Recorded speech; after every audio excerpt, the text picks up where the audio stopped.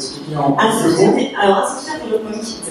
C'est une petite brique logicielle qui rend les applications plus intelligentes, c'est ça? C'est plus simple que ça, c'est un petit morceau de code qui se colle dans nos applications de ville, qui généralement est extrêmement léger et qui se colle à la fois sur vos OS iOS et Android. Donc c'est vraiment extrêmement léger et ça peut à un moment donné même mesurer les progressives de les performances et progressives de Alors ça fait plein de choses. Il y a eu une communication l'année dernière de la part de la CNIL qui a montré tout le potentiel marketing de ces technologies-là. Et on a voulu évidemment en parler au sein de l'association pour montrer que c'est des briques absolument indispensables pour fonctionner les applications, pour un petit peu, comment dirais-je, démocratiser et expliquer à tout le monde que ça rend les applications plus performantes et plus intelligentes. Et Guillaume de la société APMI va effectivement dévoiler ce matin les premiers chiffres du baromètre des SDK. C'est ça, Aline? Exactement. Alors il y a 4 parties. Les chiffres sont peut-être un peu petits, mais encore une fois, vous aurez donc la possibilité de télécharger le baromètre, ce premier baromètre des SDK de la Commission de l'information mobile sur le site internet de l'organisation. Merci beaucoup. Merci Aline pour cette introduction. Guillaume, on peut applaudir également. Guillaume de la société APMI. APMI, alors on vous connaît comme un expert de l'app économie, c'est ça? Bonjour à tous. Donc effectivement, APMI, comme le nom le dit, on est focalisé sur les apps pour donner des insights sur le marché.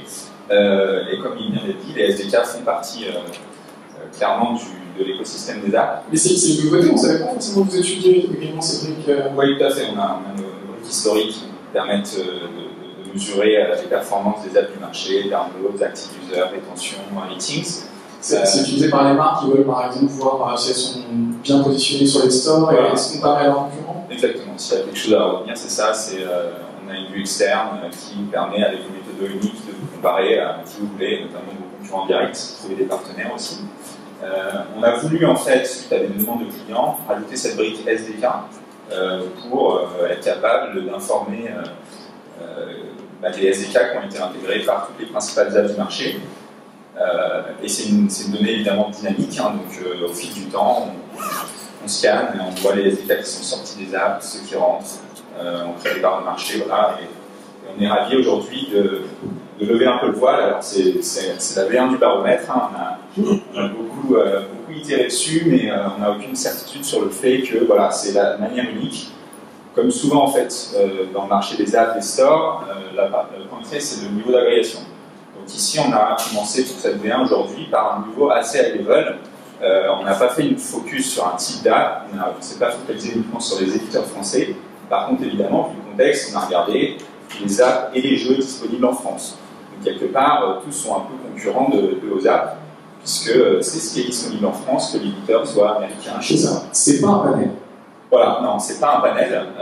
Nous, on est vraiment une boîte produit qui a beaucoup de mécanismes qui scannent à grande échelle. Et donc là, on a regardé des centaines de milliers d'apps. On enlève évidemment les apps qui font plus de trafic, c'est-à-dire qu'effectivement, on entend souvent qu'il y a 6-8 millions d'apps selon la source. Là, on regarde celles qui sont importantes pour justement pas débiaiser les parts de marché des SDK. On regarde toutes les apps a priori qui sont intéressantes puisqu'elles génèrent, que ce soit sur Google Play ou l'Apple Store, des téléchargements intéressants. Alors, première question, qui sont les SDK les plus populaires en France? Voilà, je pense que là, tout le monde arrive à lire. Donc là, on a fait un top 10 des SDK les plus populaires. On va expliquer brièvement la méthode. Donc on voit que Google, c'est pas parce qu'ils sont là, mais effectivement Trust clairement le podium. Donc en fait, ce qu'on a fait ici, c'est qu'on a regardé, donc encore une fois sur toutes les apps. Donc on a combiné iOS et Android, le Play Store et l'Apple Store, distribués en France. Donc il y a des apps qui sont exclues des stores français, mais ça en fait quand même beaucoup. C'est très intéressant de regarder l'ensemble. On a inclus les jeux dans cette première vue. Et on regarde finalement dans quelle est la part de marché. Donc je vais prendre le premier résultat, AdMob, qui pour nous est installé dans plus d'une app sur deux, plus d'un jeu sur deux en France, iOS et Android confondus, 54% de reach. en janvier 2019. Voilà. Bon, c'est pas quelque chose, je pense, qui depuis s'est écroulé, hein, mais ça montre un peu le leader. Si on regarde cette première vue d'une part de marché, c'est-à-dire dans combien de dates je suis installé à une date donnée.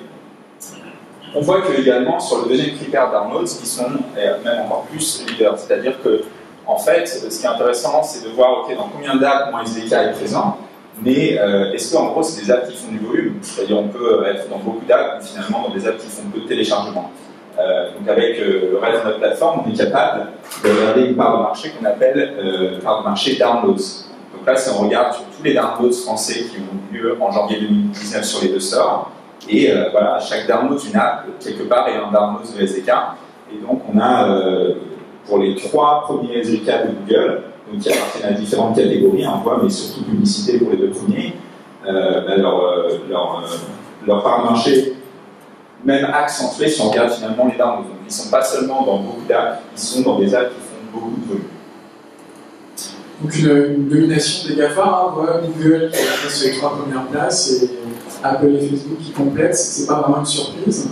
Voilà, tout à fait. Donc on voit clairement les GAFA qui tracent le top 10, 3 d'entre eux. Je dirais que ça s'est consolidé au fil du temps. Hein. Les 3 premiers SDK ont été issus de rachats. Et donc finalement, on a aussi sur cette partie du marché du mobile une concentration par les GAFA, en regardant encore une fois toutes catégories confondues, mais notamment dans la publicité. Aline, un commentaire sur ce classement? Bon, c'est vraiment pas. C'est vraiment la tendance du marché en France ou à l'international, c'est vraiment la domination à la fois des GAFA. Mais on peut avoir des belles surprises par la suite. On va regarder les différents paramètres et on verra aussi que suivant les catégories, il y a beaucoup de SDK indépendants qui ressentent aussi des paramètres. Très bien, alors on va prendre ce deuxième slide qui justement regroupe les éditeurs de SDK par entreprise. Voilà, donc comme je l'ai dit, ce qui est intéressant, c'est différents niveaux d'agrégation. Donc là, on ne regarde plus les SDK un à un. On a vu que Google en avait beaucoup, Apple en a beaucoup, et puis il y a même des éditeurs indépendants qui en ont beaucoup. Donc là, finalement, on regarde les parts de marché. Évidemment, il y a un gros travail de déduplication. Sur toutes les apps, encore une fois, le référentiel, c'est toutes les apps disponibles en France en janvier 2019, disponibles au téléchargement. Combien possèdent au moins, voilà, il faut retenir ce au moins un SDK de Google, au moins un SDK de Apple, au moins. Évidemment, souvent, c'est pas qu'un. Mais voilà, pour avoir des taux cohérents qui dépassent à 100%, c'est la méthode. Ça permet de retrouver clairement sur les 3 premiers les tendances du top 10 des SDK pris individuellement. Peut-être plus intéressant, ça permet de voir derrière, même s'il y a un gros gap, des acteurs de la publicité, je pense à Fiverr, Verizon qu'on voit aussi dans le classement, qui agrège beaucoup de SDK. Alamo Fire, éditeur un peu moins connu, très technique, on parle d'un SDK réseau. Et puis certains reconnaîtront Login Square. Donc on a différents types de SDK, mais on a encore une fois évidemment une grosse domination et encore plus forte des GAFA. Donc ça veut dire concrètement que les technologies Google sont présentes dans 82% des applications référencées dans les stores en France en janvier 2019. C'est exactement ça, c'est un bon résumé. Au moins une. Voilà. Donc après, des SDK techniques, des SDK géologues sur Google Maps, Google Location. Et évidemment, on a vu qu'AdMob déjà est dans plus d'une app sur 2. Et on voit bien effectivement les GAFA qui dominent, mais également des éditeurs indépendants, notamment Unity, je pense que c'est les Européens. Ouais, voilà. Plutôt dans l'univers graphique, l'univers gaming. Ouais, le gaming, voilà. Donc typiquement, si on enlève le gaming, Unity tombe. Il est quand même, voilà, il a des niveaux graphiques, des fonctionnalités intéressantes, mais c'est un acteur qui est très très présent dans les jeux. Et les autres SDK indépendants comme Apple Chartboost, OpenFiber sont également présents dans les grosses verticales des applications mobiles comme le e-commerce, le travel, le dating. Tout à fait, voilà. En plus du niveau. Voilà, exactement. Les autres acteurs sont vraiment, enfin la plupart sont répartis, mais ceux-là un peu plus, tout à fait. Tout à fait. Alors, ici, on a regardé encore un autre niveau d'agrégation qui est peut-être très parlant pour certains, c'est les catégories de SDK. De la même manière, en fait, qu'on a des catégories sur les stores pour classifier les apps, même si là, c'est pas un classement officiel des stores, tout éditeur qui veut donner des insights sur les SDK se doit d'avoir une taxonomie, un tagging, alors qui est qui est complexe puisque les SDK font souvent plusieurs choses. Et du coup, c'est vraiment quelque chose côté Apani sur lequel on écoute nos clients. On a tagué énormément de SDK, on surveille comment ils évoluent, puisque de la manière qu'une app a une roadmap et ajoute des fonctionnalités, les SDK peuvent aussi devenir multi-catégories. Donc, cela étant dit, on a voulu, du coup, encore une fois, pour être le plus parlant et clair possible, avoir des parts de marché qui ne dépassent pas 100%. Donc, comment on a fait?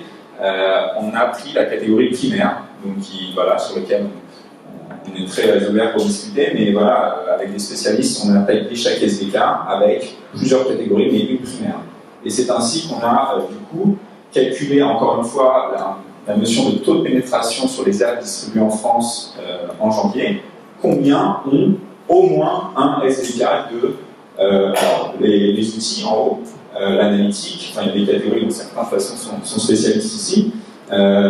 Donc, curieux de discuter avec vous s'il y a des surprises, mais en fait, finalement, une app pour tourner, elle a quand même besoin de beaucoup d'outils utilitaires, avec des SDK qui ne sont pas forcément aussi grands publics que d'autres, mais concrètement, ce 82% en haut veut dire que voilà, il y a 80% des apps distribuées en France qui ont au moins un SDK utilitaire, souvent plusieurs aussi. C'est un peu quelque part la mécanique de base pour faire tourner une app, qu'elle soit fonctionnelle, je dirais, avant même de penser à mesurer l'analytique et à rajouter voilà, une monétisation publicitaire.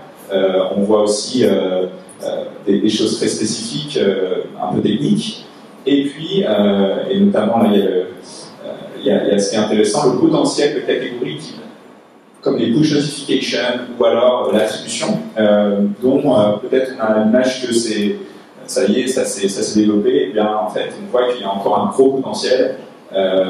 Voilà, moins d'une app sur 3, les push notifications à peu près au milieu à 32%, à un SDK de push notification. Pour l'attribution, c'est 13%. C'est déjà 13%, même si effectivement, de plus en plus d'applications, des designers d'applications pensent à la promotion de leurs applis, mais ne pensent pas forcément installer aussi un SDK de mesure de performance comme le SDK d'attribution. Mais je vois aussi que tous ces SDK prennent, même si ils sont sur la partie basse de l'écran, prennent de plus en plus d'importance, que ce soit la médiation, l'audience, tout ce qui est sécurité, médias, le social, tout ça prend de plus en plus également d'importance. Ok, des chiffres vraiment très très intéressants. On voit finalement le chemin qui reste à parcourir pour certains éditeurs d'applications qui finalement exploitent assez peu les capacités de ces technos. Hein. Exactement, en fait, donc là c'est une donnée statique à janvier, mais ce qui est intéressant c'est de voir voilà, certaines, que ce soit des nouvelles apps, des refontes d'apps, à quel point ils s'équipent au fil du temps en regardant les best practices des autres. Et puis évidemment, en étant contacté par certains vendors, il y a encore énormément de potentiel pour ajouter toutes ces briques d'intelligence, que ce soit si le modèle de l'app est publicitaire ou que ce soit tout simplement pour bien analyser le comportement de l'utilisateur dans les apps avec des solutions analytiques de plus en plus performantes. Donc certains gros éditeurs évidemment exploitent intelligemment toutes ces briques, mais peut-être que la longue traîne sur les stores pour encore s'équiper que toutes ces technos pour être plus performantes. Tout à fait. Même quand on regarde au niveau individuel, voilà, on a certaines apps encore peu de SDK. On revient juste un peu en arrière pour voir le poids, on a appelé location en anglais, mais c'est localisation, et on voit qu'apparemment 65%, c'est ça, des applications ont une brique de géolocalisation, et on s'est intéressé aussi à l'évolution dans le temps de cette brique techno de localisation. Exactement. Donc ce qu'on s'est dit, encore une fois dans ce premier jet, c'est voilà, les parts de marché de manière très high level, très macro, mais un premier focus, et ce qu'on veut faire, c'est finalement, selon les intérêts des membres de la MMAF, finalement, dans le futur de ce baromètre, faire des focus sur certaines catégories de SDK, ou des catégories d'apps d'ailleurs. Finalement, c'est intéressant de regarder par exemple juste les apps de finance, qui ont certains types de SDK particuliers. Donc là, ce qu'on a fait, vu un peu le contexte aussi sur ces notions de géologue dans les apps, la data un peu sensible potentiellement de l'utilisation, c'est se dire, on regarde la fameuse catégorie que Jérôme vient de rappeler, qui était quatrième mais ex-aequo, donc avec le troisième, elle est sur le podium en termes de taux de pénétration.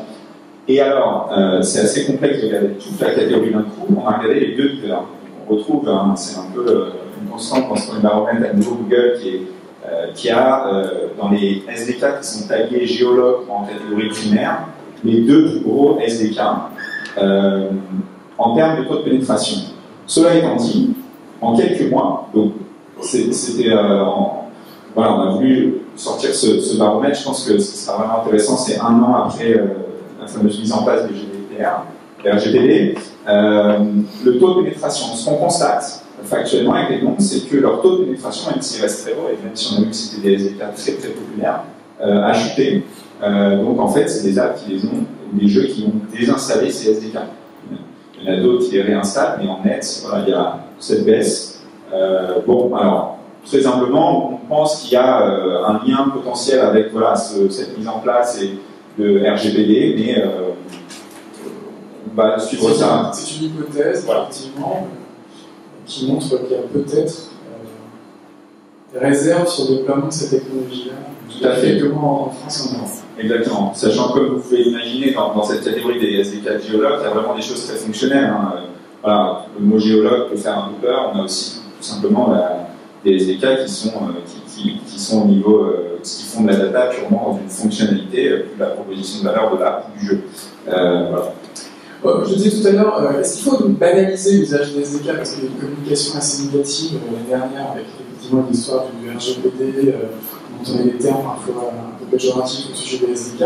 Pourtant, c'est indispensable au fonctionnement d'une application. Est-ce que notre rôle en tant qu'association, c'est de rassurer tout le monde et de trouver parfaitement normal de déployer ces technologies dans les applications? Oui, enfin, moi j'en suis persuadé. Ce qui est intéressant dans un outil qui donne finalement des chiffres du marché, c'est de voir que même une app prudente, enfin, tout simplement pour la faire tourner à au moins, je dirais, une dizaine de SDK, hein. C'est vraiment le minimum. Moi j'en vois peu quand moins. Ça permet finalement justement de mettre de la data par rapport à ce qui circule. Factuellement, les apps s'adaptent, elles retirent des SDK évidemment quand il y a des problèmes de stabilité, hein, ce qui est aussi un autre sujet, quand par rapport à la fonctionnalité on n'en a plus besoin, parce qu'il faut vraiment faire attention aussi au poids des SDK, la manière dont ils maintiennent l'app bien stable, mais au final, moi je le vois comme des briques disponibles pour finalement rendre l'app plus performante, et sachant que les éditeurs de SDK innovent énormément, et de la même manière que vous innovez sur vos apps, ils mettent à jour leurs SDK régulièrement. Donc ce qui était vrai en janvier, voilà, dans 6 mois sera peut-être plus vrai, et il y aura des SDK nouveaux qu'il faudra regarder. Merci Guillaume en tout cas pour ce focus. Aline, un petit mot. Une petite remarque, c'est d'autant plus vrai avec justement le RGPD, avec toutes ces nouvelles normes, on est obligé effectivement, tous les éditeurs de SDK, de mettre à jour régulièrement, peut-être un peu plus régulièrement que les années précédentes, les nouvelles versions de SDK, que ce soit sur différents sujets. Y compris l'attribution à la fois des étapes. Merci beaucoup. Merci tous les deux. Merci.